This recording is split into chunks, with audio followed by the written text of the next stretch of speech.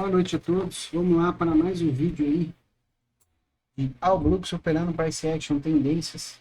Antes de iniciar o recadinho básico aí de sempre, pessoal, não esqueçam de curtir o vídeo, não esqueçam de verificar se estão inscritos no canal. 40% das pessoas que assistem os vídeos não estão inscritos no canal, tá? Então, vamos lá, ajuda o professor aí. Segundo recadinho, para quem não sabe, para quem não viu nos vídeos anteriores, meu livro, pessoal, meu livro. Tem o link aí PDF na descrição. Quem quiser o livro físico, só lê o QR Code aí na tela, fala comigo diretamente. E todos os links estão aí na descrição. Curso, livro, as principais playlists do canal, estão todas aí na descrição, tá, pessoal? Então podem aproveitar, fiquem à vontade, sem muita chorumela. Não esquece o like de novo e vamos lá, pessoal. Vamos falar um pouquinho aí de Albruntes para vocês. Deixa eu pôr o meu fonezinho aqui para não me desconcentrar e vamos lá, pessoal. Então, dando continuidade aí na aula passada, que a gente ainda está falando de canais, né? Lembrando, pessoal, que o livro é bem denso, tá? Então, cada assunto vai 3, 4 vídeos aí para cada assunto que a gente vai falar normalmente, né? Entradas de ordens, então como que a gente vai fazer entradas de ordens em limite em canais, né? Ordens limite em canais. Então, como que a gente vai entrar com ordem, botando uma ordem limite para fazer uma entrada no canal? Além de entrar em stops, a entrada de ordens de limite ou a mercado pode ser uma boa abordagem eficaz sempre que o mercado estiver em tipo de canal, incluindo triângulos e faixas de negociação. Então, sempre que você pode entrar a mercado, uma ordem limite, uma ordem stop, né? Sempre que você tiver mercado em formato de canal de negociação ou faixa de negociação. Então, nessa figura, o mercado possui 8 barras consecutivas de tendência de alta, no forte pico de alta até a barra 3. Então, até a barra 3 eu tenho 8 barras consecutivas de alta. Portanto, era provável que o mercado fizesse um teste de alta após o recuo. Então, ele faz um recuo e faz um teste de alta, um teste nessa alta anterior aqui. Embora os ursos estejam abaixo da barra de inversão da barra 3, então eu já tenho ursos vendendo abaixo dessa barra 3, os touros estavam escalando ordens limitadas abaixo da mínima da barra. Os touros já estão colocando ordens limitadas abaixo da mínima dessa barra. Alguns compram ordem limite na baixa da barra 3, mas como a barra seguinte era uma forte barra de tendência de baixa, havia muito mais ordens de venda. Então havia mais ordens de venda do que de compra. Outros touros comprados em uma ordem limite a um tique acima da média móvel. Então, alguns touros comprando um tiquezinho acima da média móvel, uma vez que o mercado pode ter apenas tocado a média móvel e não preenchido uma ordem limite de compra exatamente na média móvel, tá? Então, muitos comprados já compram ali direto na média móvel. Alguns touros foram reduzidos, né? Alguns touros foram vencidos ali. Talvez comprando mais em intervalos de um ponto. Se o fizessem, poderiam ter colocado uma ordem limite para sair em ambas as posições do preço inicial da primeira ordem na barra logo abaixo da barra 30. Então, se eles compraram aqui, poderiam ter colocado ordem para sair logo abaixo da barra 3. Eles teriam sido preenchidos na barra 5, né? Então, movimento aqui na barra 5, teriam quebrado mesmo na primeira entrada e teriam lucrado com a segunda. Teriam tomado stop na primeira, né? E na segunda teriam lucrado. Essa tomada de lucro por esses touros contribuiu para a barra de reversão urso na barra 5. Então, essa saída dos touros faz com que a gente tenha essa barra de reversão numa barra 5 aí. Os trades viram de dentro da barra ou inside bar, né? Dentro da barra anterior, de tendência de baixa, que seguiu a barra 3. E muitos pensavam que essa não era um bom setup de venda, né? Aqui, na verdade, né? Essa barra seguinte é um inside bar dessa barra que seguiu a barra 3, não sendo um bom sinal de venda. Como eles acreditavam que a venda abaixo da barra provavelmente não teria muito lucro, uma venda aqui abaixo não teria muito lucro, alguns trades compraram com ordem limitada ou ticks abaixo da sominha, alguns trades compraram com ordens aqui. Essa compra contribuiu para a sombra inferior na barra 4. Então, essas compras aqui abaixo dessas mínimas contribuiu para essa sombra da barra 4 que foi feita ali, tá? Bem agressiva essas operações, né, pessoal? Alguns touros foram reduzidos, talvez comprando mais em intervalos. Esse aqui é igual. Tem um ponto a mais aqui. A barra 4 foi a quarta barra consecutiva descendente, o que é um momento de baixa suficiente para fazer os traders hesitarem e comprar acima de sua máxima. Apesar de acreditarem que o mercado testaria a alta da barra 3, os traders que compraram aqui, né, eles esperariam que a primeira tentativa fracassasse, provavelmente falhasse, e preferiram esperar um recuo de 2 pernas do comprado, né? Então, um recuo de uma perna, 2 pernas, para então eles começarem a comprar de novo. Então, o que eles estavam esperando? Eles acharam que aqui não era um bom ponto para comprar, para fazer esse movimento. Então, se eu tenho uma alta forte, muitas vezes eu tenho um recuo de 2 pernas. Aí, a partir desse recuo de 2 pernas, que eles voltam a comprar, fazendo um novo movimento de alta, até um pouco mais longo, né? A gente vai ver isso. Os ursos perceberam isso e pensou que os traders que comprassem acima da barra 4 provavelmente perderiam dinheiro. Os traders que compraram aqui provavelmente perderiam dinheiro. Isso fez com que vendessem em uma ordem limite igual ou acima da barra 4. Então, igual ou acima da barra 4 já entrando venda, né? Fazendo um scalp razoável para poder fazer o movimento. Eles saíram com lucro de 1 ponto, pois a barra 6 caiu 5 ticks abaixo da barra 4. Eles saíram com apenas 1 ponto, porque ela chegou a andar aqui um pouquinho só abaixo da barra 4. Por que a barra 6 é exatamente 5 ticks abaixo da barra 4? Em grande parte porque esses scalpers curtos, esses caras fazem esses scalpzinhos curtos, se tornam compradores quando levam seus lucros para lá. E suas compras ajudam a criar a sombra inferior da barra 6. O que estão falando? O pessoal que faz scalp, que vende muito curtinho, quando chega próximo do alvo, ele compra, ele vira um comprador. E muitas vezes ele faz esse movimento de sombra, né, na mínima da barra, deixando essa sombra abaixo da barra 6. Micromovimentos, né, pessoal? Quando a maioria dos traders ainda acreditava que o mercado deveria testar a barra 3 de alta, eles ainda estavam querendo comprar. Como o mercado ficou claramente sempre comprado no spike da barra 1 à barra 3, e ainda não havia um claro para short, para venda, a posição sempre comprada ainda era longa. Tá? Porque ele estava sempre comprado a partir dessa barra, né? Quando ele voltou para fazer o movimento de alta, eles entendem que o mercado, a partir dali, era o mercado sempre comprado. Portanto, eles não acreditavam, né, vender abaixo da barra 5, essa venda abaixo da barra 5, porque eles acreditavam que o mercado era sempre comprado. Né? Então, o que eles pensavam? Que seria uma negociação perdida. Muitos traders fizeram o oposto, compraram em uma ordem limite igual ou inferior à barra 5.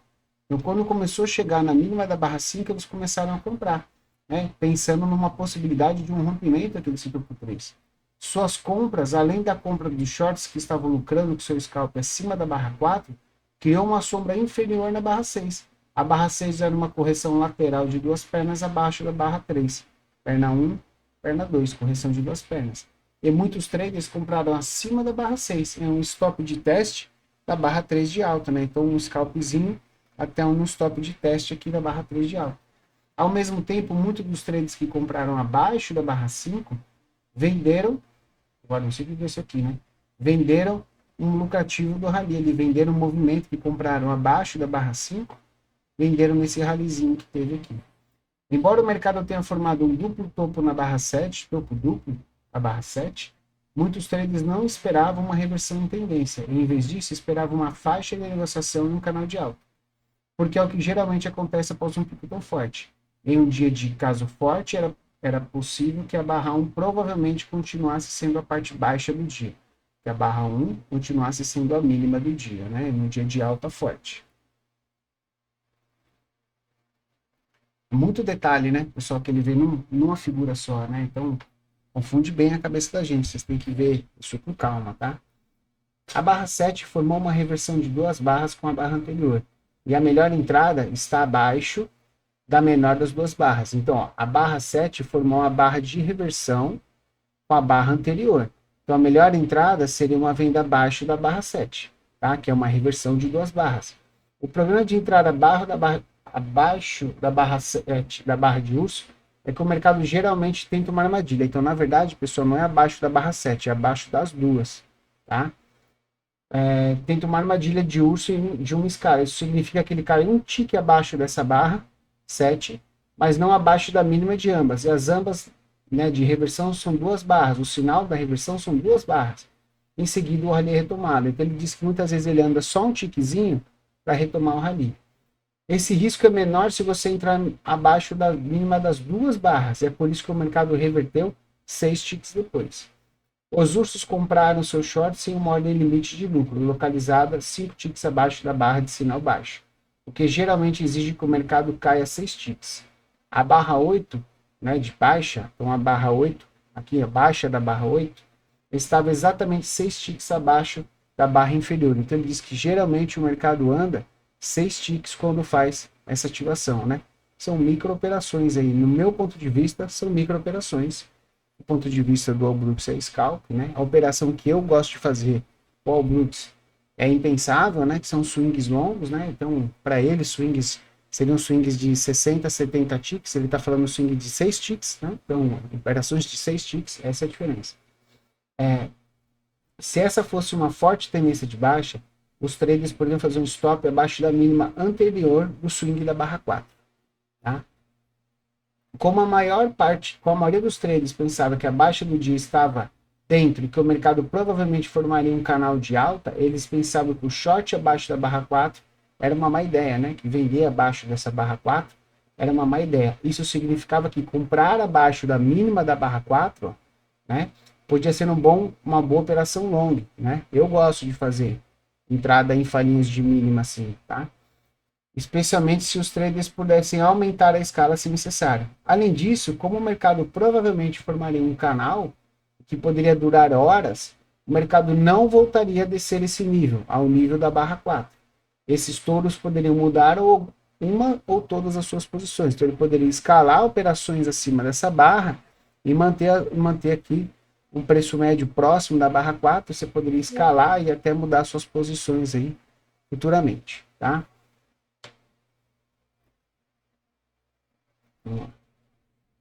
Outros touros viram a barra 8 como a segunda perna de baixo da barra 3. Então a barra 8 como a segunda perna de baixo, como eu falei, né? Ó, tem duas pernas de correção. A barra 4 foi a primeira perna de baixo. E eles comprariam acima da máxima da barra 8, acima da máxima da barra 8. Em um stop, a barra após a barra 8. Então, um tique após a barra 8 seria o stop, que era um doji, que indicaria que o mercado ainda era bilateral. A barra 8 não era uma barra forte de reversão de alta. E o aumento de duas barras da barra 7, né? Então, esse movimento de da barra 7 fez os traders se perguntarem se o mercado poderia estar revertendo. Então, esse movimento fez o mercado pensar se ele poderia estar se revertendo, mas não estaria, né? Dá para ver aqui que não. Então, os traders não compraram tão agressivamente porque essa barra 8 não é uma barra de sinal forte. Os traders tiveram que decidir se achavam que a barra 9 seria o menor recuo, né, alto, que levaria um canal de baixa. Então, se esse aqui seria um recuo para iniciar um canal de baixa, ou se sempre ainda era compra, né? Se era longo, é compra, né? Se sempre ainda seria compra. E se o mercado estava nos estágios iniciais de um canal de alta, que acabou se confirmando. Os traders que pensavam que o fundo acreditava que a barra 9 era um setup de venda ruim, fizeram ordens limitadas para comprar abaixo da barra 9. Então, aqueles que não compraram aqui, perceberam que aqui seria uma venda ruim, começaram a comprar abaixo da barra 9. Né? Por isso que fez esse movimento aí. Tá? Muitos desses touros teriam aumentando a posição se o mercado caísse abaixo da barra 8. Os ursos que venderam abaixo da barra 9, por exemplo, compraram de volta suas vendas quando supera a barra 10, né?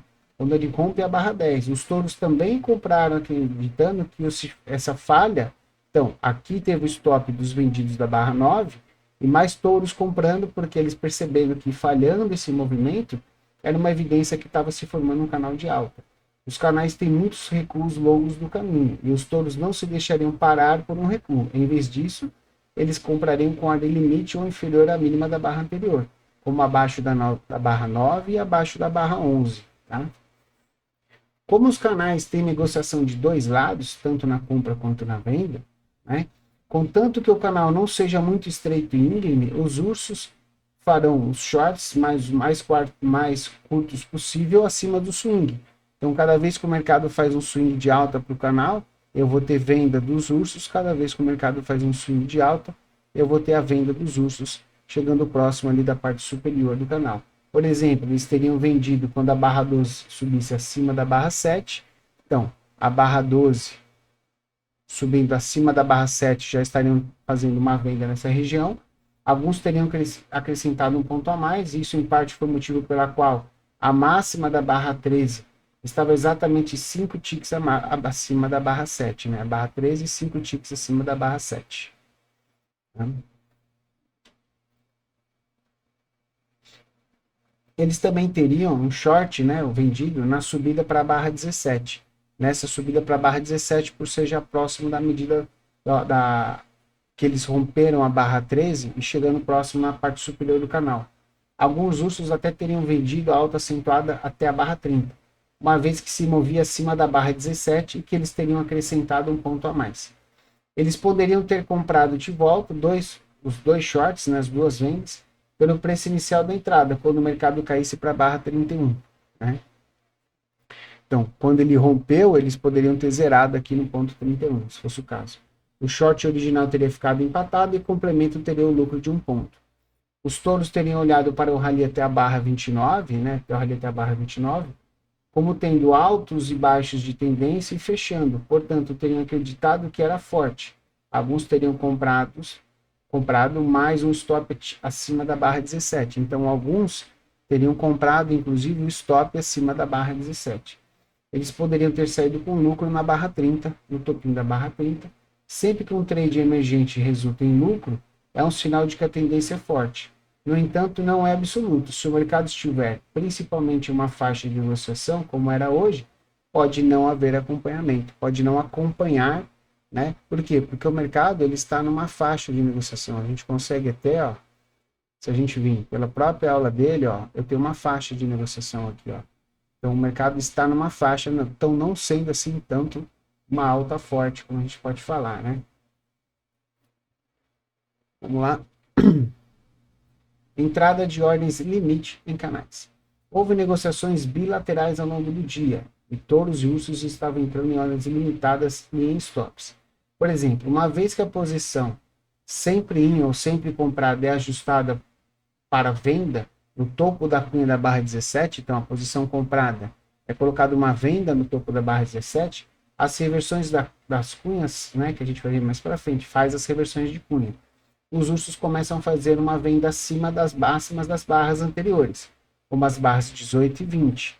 Então, começa a fazer vendas acima das barras anteriores 18 e 20. Os touros estavam comprando abaixo dos mínimos anteriores, como os da barra 20 e 23. 20 e 23. Após esse movimento, né, quando começa a fazer as correções, o pessoal já começa a vender e já começa a comprar, fazendo pequenas operações aí. Tá? Vamos dar sequência, pessoal? Deixa eu dar um golinho d'água aqui, só um minuto. Microchannels. Linhas de canal. Vamos falar um pouquinho de linhas de canal, pessoal.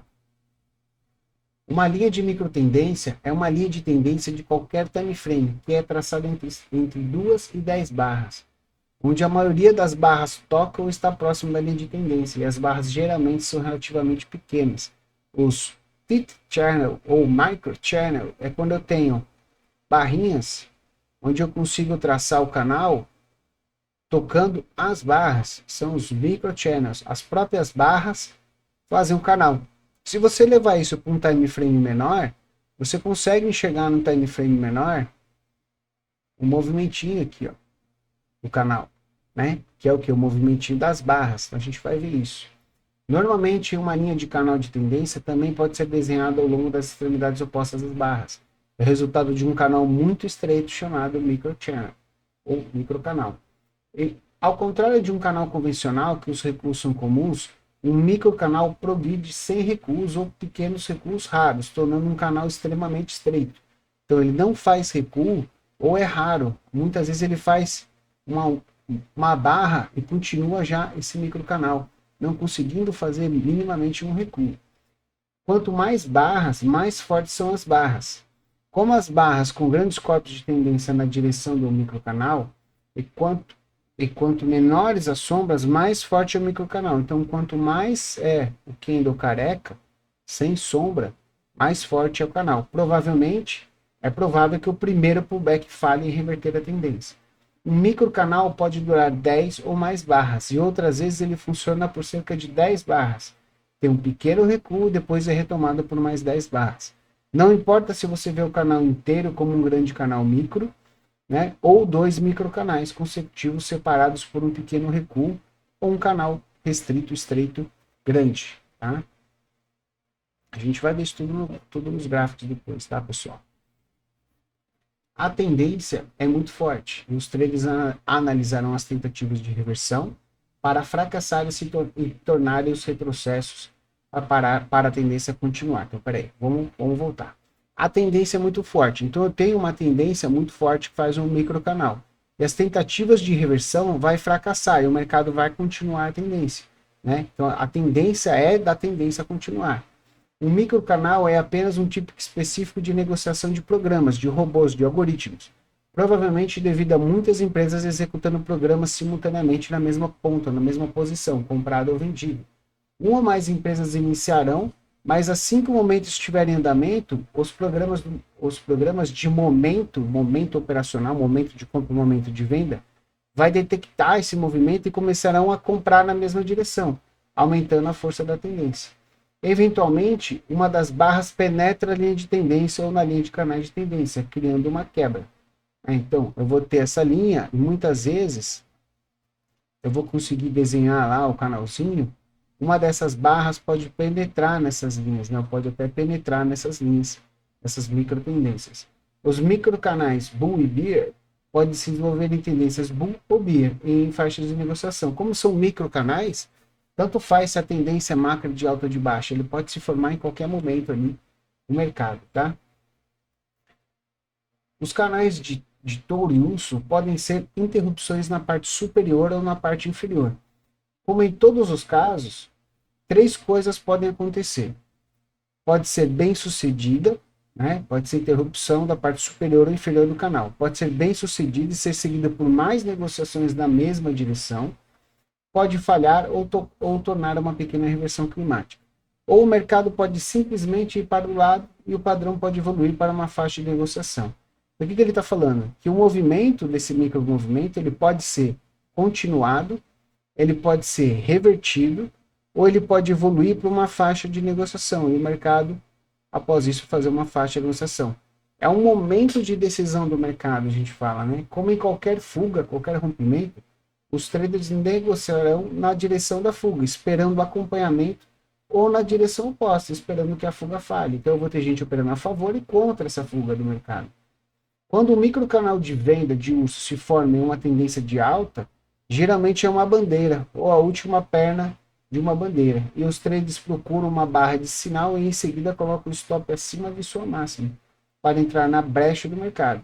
O microcanal de baixa é uma bandeira de alta. Então, se eu tenho um movimento e ele faz um microcanal de baixa, ele muitas vezes é uma bandeira de alta. Tá? Quando o microcanal de alta se forma em uma tendência de baixa, geralmente é uma bandeira de baixa ou uma perna final de uma bandeira de baixa. E os traders que ficam aquém dessa barra de sinal. Mesma coisa.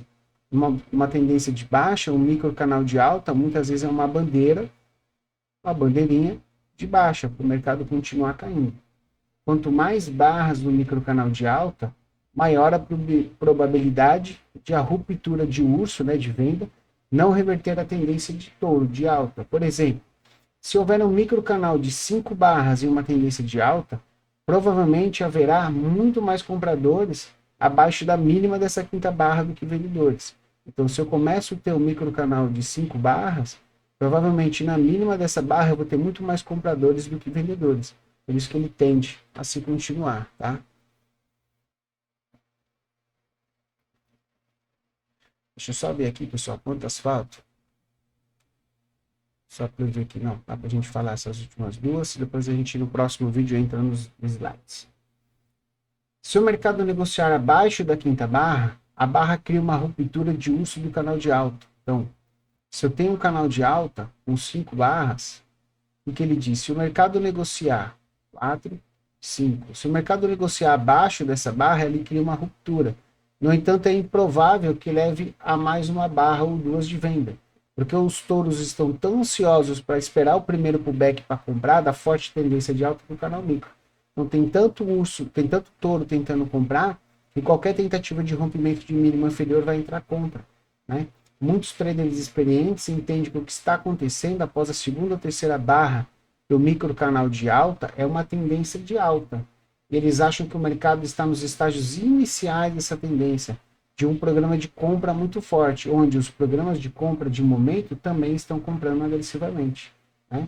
Eles esperam que a primeira vez que a barra fica abaixo da mínima da barra anterior, atrai ainda mais compras. Então eles sabem que sua compra mais recente provavelmente será lucrativa, apesar da retração. Como em qualquer canal, um microcanal de alta pode se formar em uma faixa de negociação, ou dentro de uma alta ou de baixa. Então, um microcanal, eu posso ter uma faixa de negociação, e o microcanal ele se forma aqui, dentro dessa faixa de negociação, de alta, de baixa, de alta, de baixa, não tem problema, ele pode ser criado dentro da faixa. Quando está em alta, os preços mais altos são mais certos. Os traders devem procurar comprar perto do meio ou do fundo da barra anterior. Então, quando eu tenho de alta, né? Quando eu tenho de alta, a gente deve procurar comprar no meio ou no fundo, né? Ou perto do fundo da barra, já que a tentativa de romper esse fundo da barra anterior tende a falhar, tá? O microcanal é uma faixa de negociação estreita e inclinada, portanto possui uma forte atração magnética que tende a impedir que as interrupções fiquem muito longe. Também costuma ser estreito o suficiente para, às vezes, agir como pico, e pode ser seguido por um canal mais amplo, criando uma tendência de spike de canal. Então, muitas vezes, essa microtendência de alta é um movimento de spike que a gente fala, né? Um pico, né? Pode ser até muitas vezes uma exaustão do movimento, podendo evoluir depois para um canal mais largo, né? Mas ele faz um microcanal primeiro e depois ele evolui para um canal mais largo quando ele perde um pouco de força. Quando há um rompimento de um microcanal, geralmente é apenas para uma barra ou duas, deve-se principalmente a obtenção de lucros. Então, quando eu vejo um microcanal, esse microcanal ele rompe, né? Eu tenho aqui, esse microcanal é rompido, normalmente é por uma barra ou duas, porque é a obtenção de lucro desse movimento de alta, tá? A gente vai ver tudo isso em gráfico, pessoal, fiquem tranquilos. Parece um pouco confuso, mas vai dar certo, confia em mim. Embora a grande maioria das quebras de linha de tendência de um micro sejam retrações de uma e duas pernas do gráfico de um minuto, você deve evitar negociar esse gráfico, que provavelmente perderá dinheiro. Quando uma linha de microtendência se estende por cerca de 10 barras ou mais, as chances aumentam substancialmente de que em breve haverá uma reversão negociável. Esse tipo de tendência é insustentável, portanto é um clímax, que geralmente é seguido por uma retração ou reversão.